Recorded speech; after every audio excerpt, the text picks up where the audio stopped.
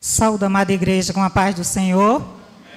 Gratos a Deus, por mais uma noite estarmos aqui, adorando só a Ele, como foi louvado nessa noite.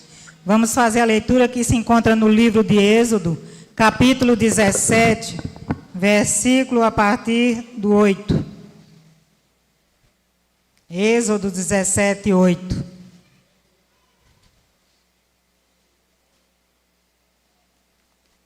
Quem não tiver Bíblia pode acompanhar aqui pelo retroprojetor, amém?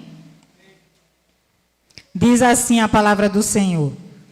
Então veio Ameleque e pelejou contra Israel em Refidim. Com isso, ordenou Moisés a Josué: escolhe-nos homens e sai, e peleja contra Ameleque. Amanhã estarei eu no cimo do outeiro, e o bordão de Deus estará na minha mão. Fez Josué como Moisés lhe dissera, e pelejou contra Ameleque. Moisés, porém, Arão e Ur subiram ao cimo do outeiro. Quando Moisés levantava a mão, Israel prevalecia. Quando, porém, ele abaixava a mão, prevalecia Ameleque.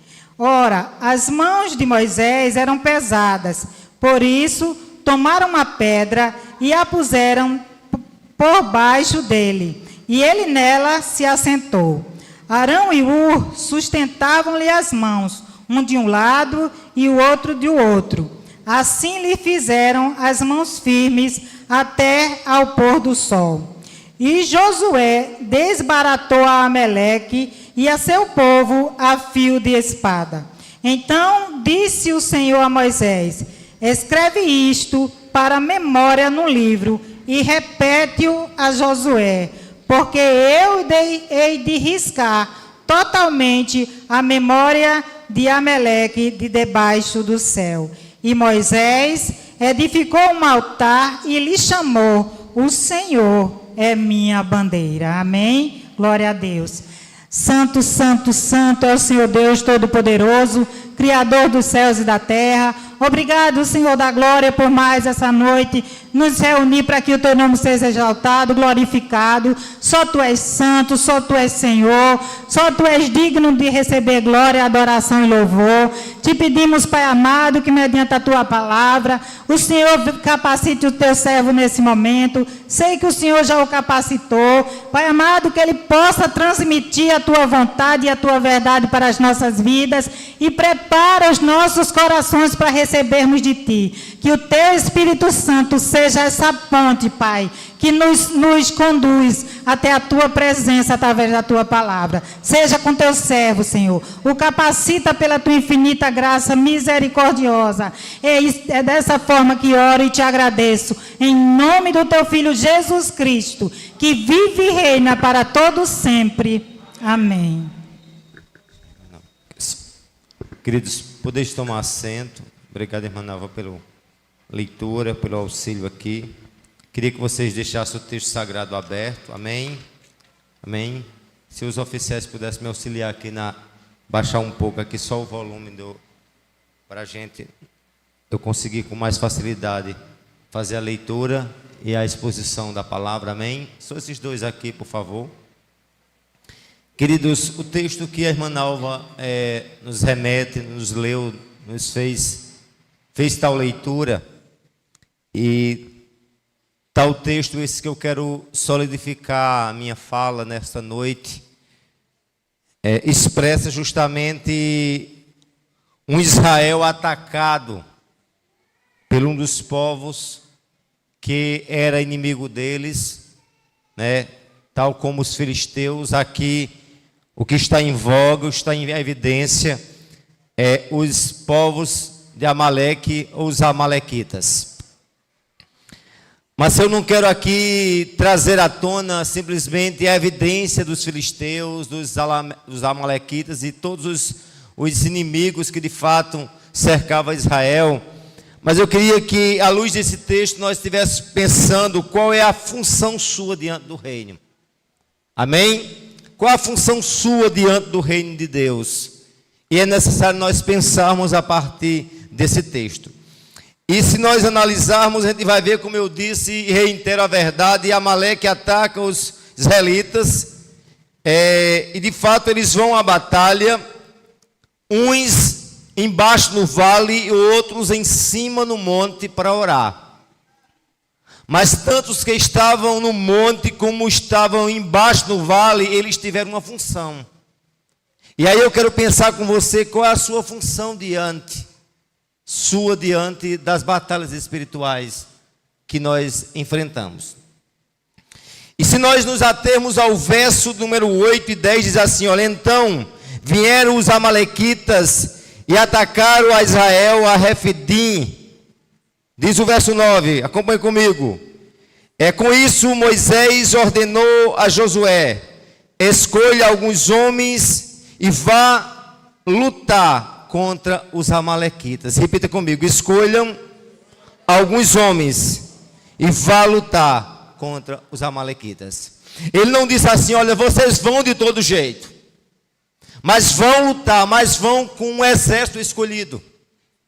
Amados, a gente tem um costume de querer ir na guerra, irmão Luiz, com todo mundo. Mas lembre-se que no reino de Deus, Deus escolhe alguns. Ele mostra esse mesmo exemplo da escolha lá no confronto com Gideão, em que ele disse, Gideão, tem muita gente. Para começar, eu disse aos covardes que vá voltando, porque na fileira do povo de Deus não tem espaço para covardes. E aí 22 mil retornam de forma súbita, de volta à sua casa. E ele disse, ainda tem muita gente.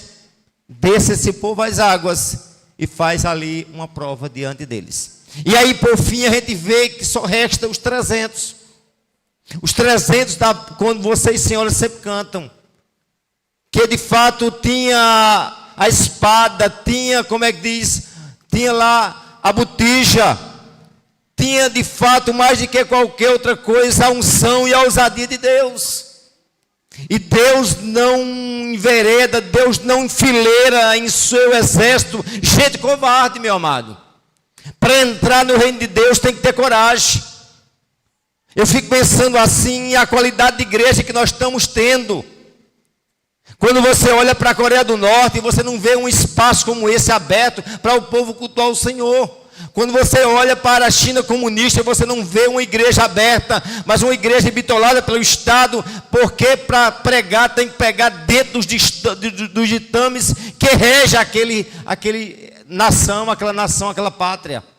E aí eu fico perguntando, será se os crentes de hoje, os crentes brasileiros teriam a mesma capacidade de serem fervorosos, serem ousados como os crentes norte-coreanos e tantos outros exemplos, em países comunistas, em países islâmicos, de maioria islâmica. E enfim, eu quero aqui pensar como é a forma que nós estamos encarando o evangelho. E qual a função minha diante desse evangelho. Não é um evangelho religioso, não é um evangelho, meu amado, de nome, mas um evangelho de ação. E um evangelho de embate. O evangelho não é algo muito fácil. O evangelho tem que ter embate. O evangelho foi forjado na guerra, vai continuar na guerra e nós vamos só deixar de guerrear quando o último soldado passar as fronteiras e o último portal eterno e as portas se fecharão. Aí a função da guerra militar, da igreja militante acaba. Mas enquanto estivermos aqui, nós somos uma igreja militante. E nessa milícia, nessa guerra, nesse confronto, Deus nos chama para quê? Para lutar. Mas diga, Deus não chama qualquer um para a guerra. Ele disse, olha Josué, escolhe e vá lutar. E aí eu quero perguntar aqui a vocês, você é semelhante a Josué, que lutou no vale? Você é um lutador? Você é um guerreiro? Eu estava aqui pensando na irmã Geórgia e dizia os irmãos ontem. Eu não sei se eu teria a força que ela está tendo, que a senhora irmã Nava teve, em lutar diante de uma atitude tão agressiva, de um enfrentamento tão terrível. Porque diante de uma doença quase incurável, precisa ter coragem e força de Deus para lutar, Érica. Porque o baque é muito grande. Mais do que as lutas corporais, são as lutas emocionais que vêm sobre a mim, sobre a tua vida. E aí, meu amado, muitas vezes a gente não tem força para lutar, mas Deus chama a mim e a você para ser um guerreiro. E aí nós nos surpreendemos com aquilo que Deus haverá de fazer. Você pode dizer, pastor, eu sou tão fraco, mas Deus não de fato chama os capazes, mas aqueles que Deus chama, Ele o capacita. Se Deus tem permitido algo na minha, na tua vida, Deus tem de fato um projeto nessa situação. Agora Deus me chama e te chama para você ser um soldado, e um soldado valente, e um soldado guerreiro, e um soldado destemido, e um soldado que entende que é soldado e fraco, mas onde reside, de fato, a força desse soldado, sabe onde? No seu exército? Não. Nas suas armas? Não. Mas no seu capitão por excelência.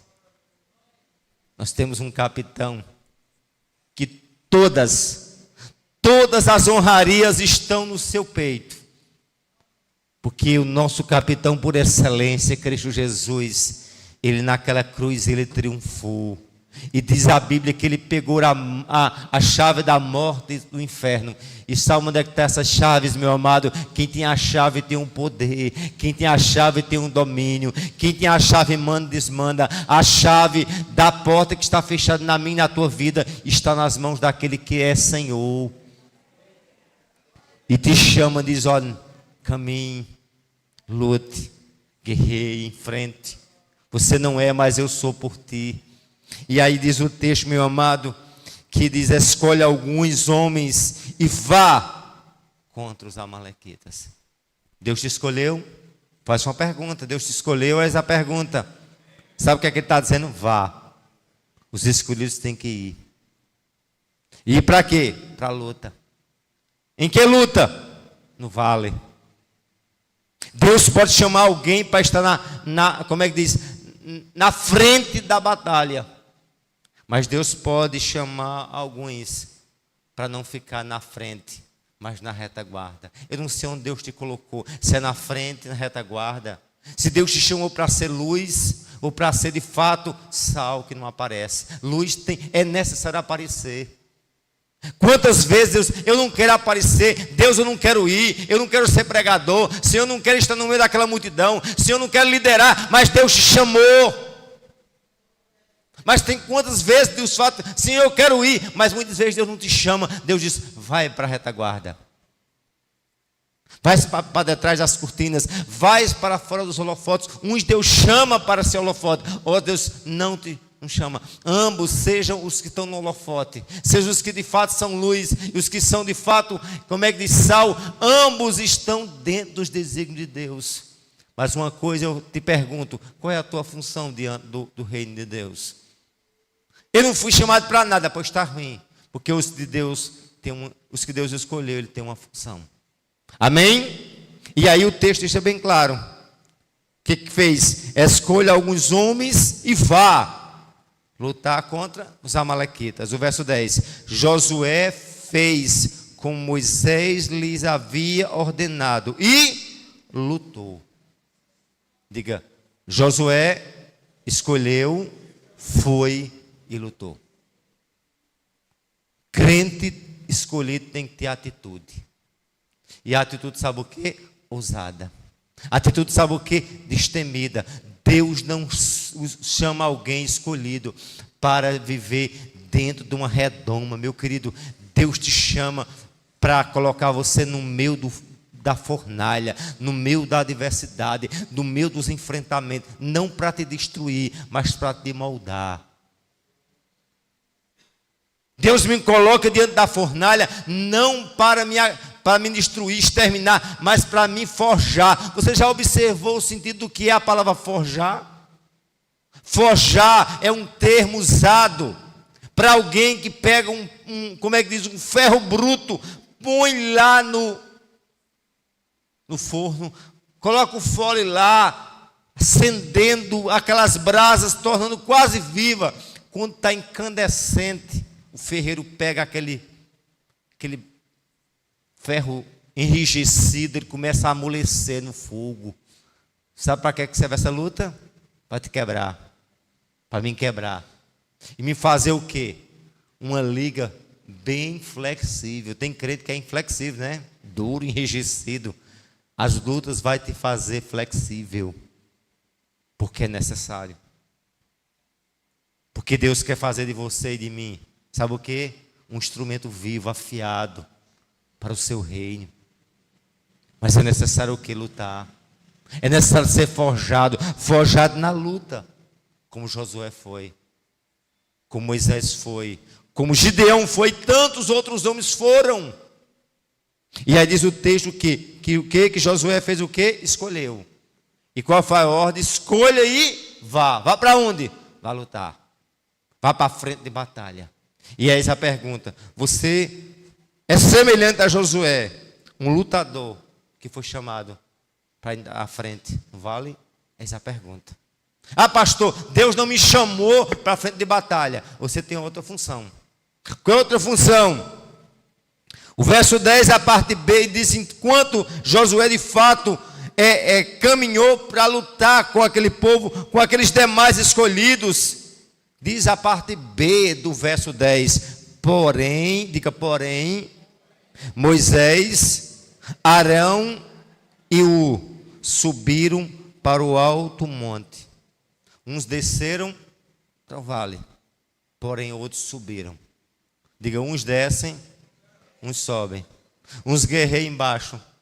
Diga, uns guerreiam embaixo, outros guerreiam em cima. E aí? Você é uma mulher de oração, um homem de oração que guerreia, que não aparece, que não tem holofotes, que não tem evidência. Mas para a batalha acontecer lá embaixo, alguém tem que pagar o preço lá em cima, Carol. Para essa oração, para esse sermão ter sentido aqui, no culto de domingo, no culto de ceia, ela tem que ter eficácia antes. Vocês estão compreendendo? A igreja não se faz no culto de domingo. A igreja começa do culto da terça, do culto do dia a dia. A minha vida ministerial não se resume à expressão minha aqui de forma dominical e solene. E aí eu quero pensar com você, qual é a sua função diante do reino de Deus? Ah, pastor, eu não tenho capacidade, Deus não me chamou para estar à frente, eu não sei pregar, eu não sei fazer isso, mas eu quero dizer a você, Deus pode até te chamar para isso. Mas ora, Deus pode não chamar você para isso, mas pode chamar você para o monte. E diz o texto que foi o quê? Moisés, quem? Arão e para fora dos holofotes. E eis a pergunta: para onde foi que Deus lhe chamou? Onde Deus te colocou? Onde Deus designou a sua chamada? Amém, meus queridos? É necessário você pensar isso. É necessário saber a sua função diante do corpo de Cristo, do reino de Deus. Amém? E alguém pode dizer, não, eu até agora não me encaixei nem entre os que estão a lutar, os que estão a orar. Mas aqui há um terceiro grupo, meus queridos, que o texto diz assim, o verso 12 e 13. Vamos lá? O verso 12 e 13 diz assim, olha, e quando, o 11 para vocês compreenderem, e quando Moisés levantavam as mãos, Israel vencia. Porém, quando ele abaixava as mãos, os amalequitas venciam. Qual o divisor de água aqui? Josué estava lá guerreando. Mas a guerra só foi ganha lá embaixo? Não. A guerra também era decidida onde? Lá em cima. Moisés levantava a mão, o que acontecia? Israel prevalecia lá embaixo.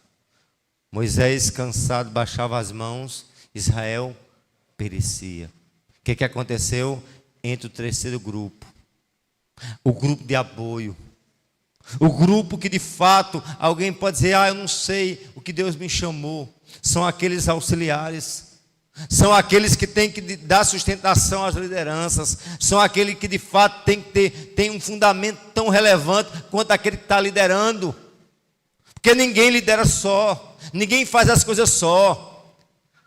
Por maior que venha, por menor, melhor dizendo, que venha a ser uma igreja, qualquer organização precisa de apoio. Ninguém trabalha de forma autocrática, ninguém trabalha de forma autossuficiente. Nós dependemos uns dos outros.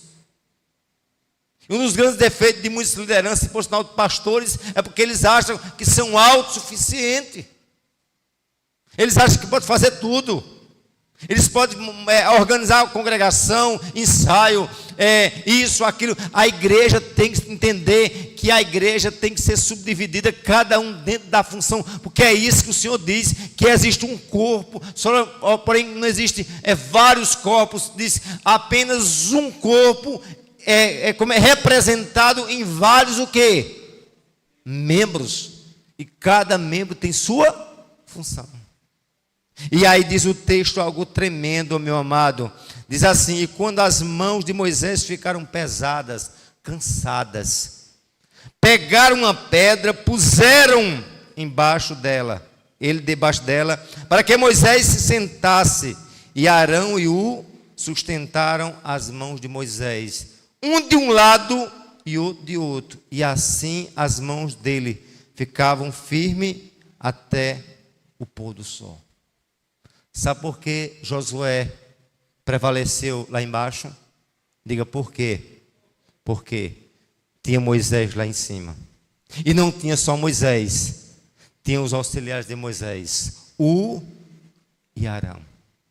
As mãos de Moisés estavam cansadas. Eu fico pensando, será que tem alguém com as mãos cansadas? E que precisa de alguém dizer, não, eu estou aqui para levantar. Eu estou aqui para sustentar. Eu estou aqui para dar apoio.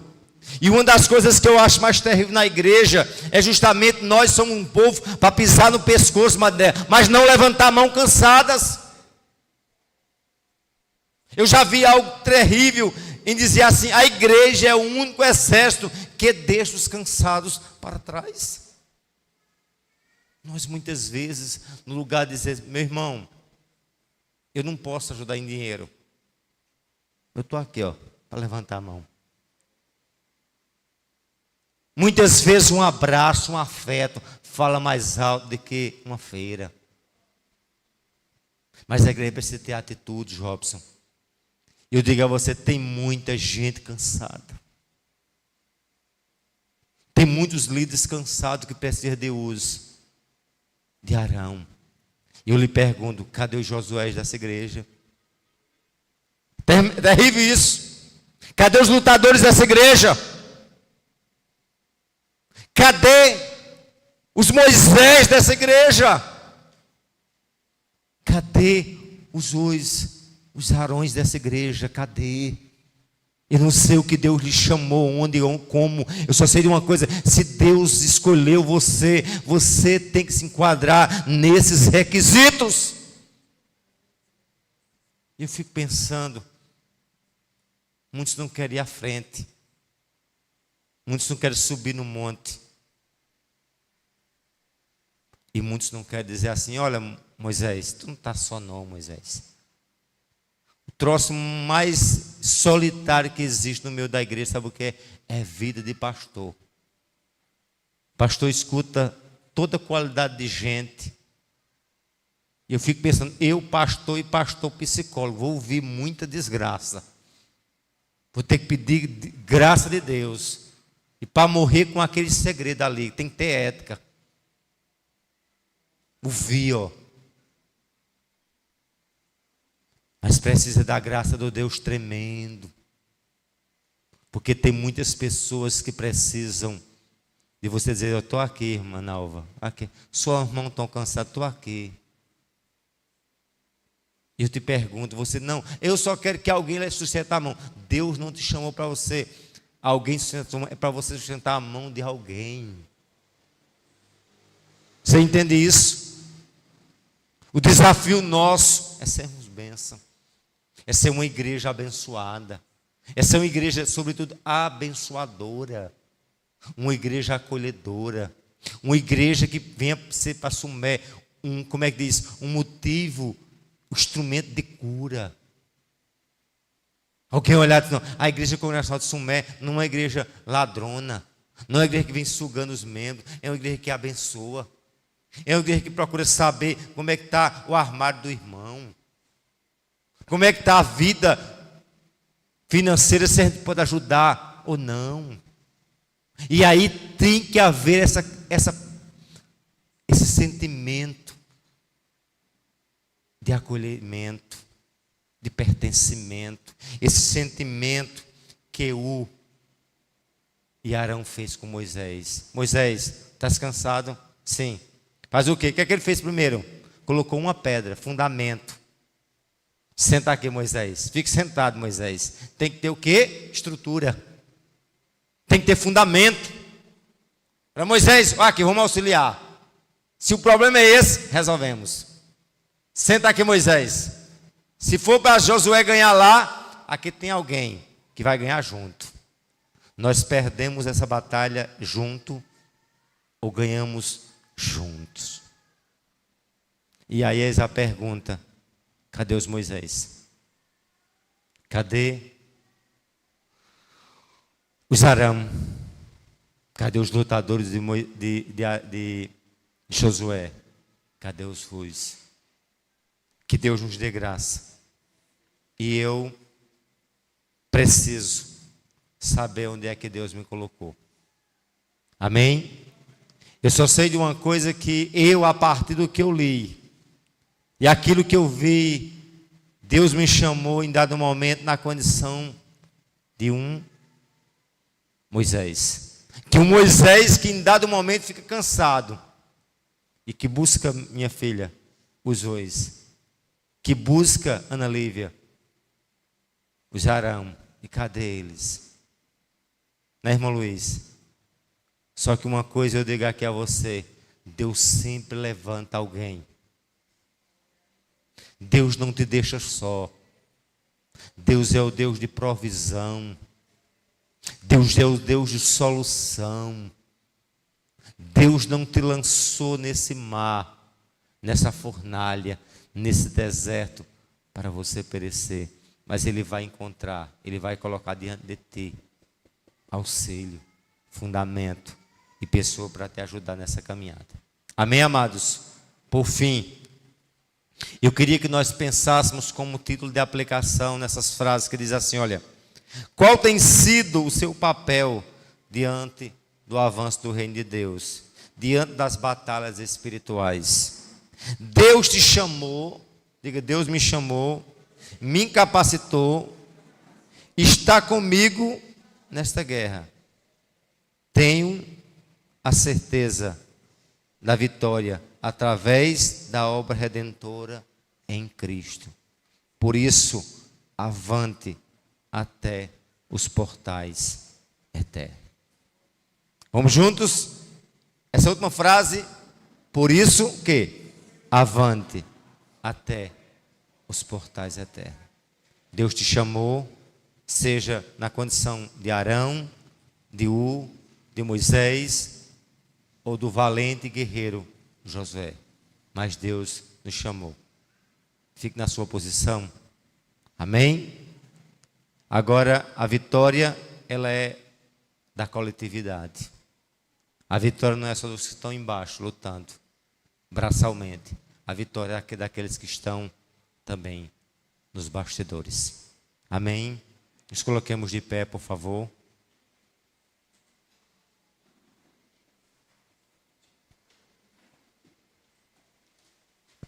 Feche seus olhos.